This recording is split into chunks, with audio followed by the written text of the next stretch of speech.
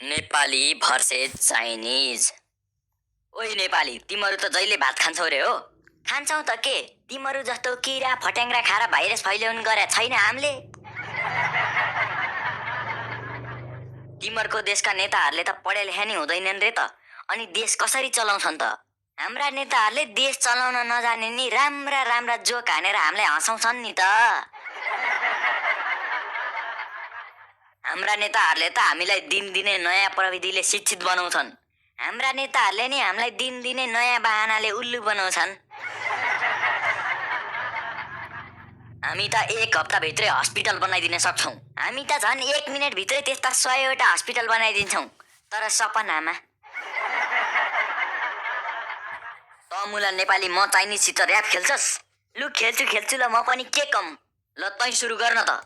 ल म सुरु गर्छु है त।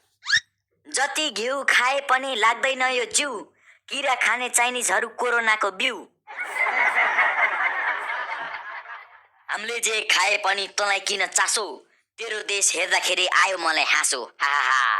तेरो बाउको खाइदे छैन, आफ्नै बाउको खान्छु, मेरो देशलाई केही भन्नेलाई चाकै चाकमा हान्छु।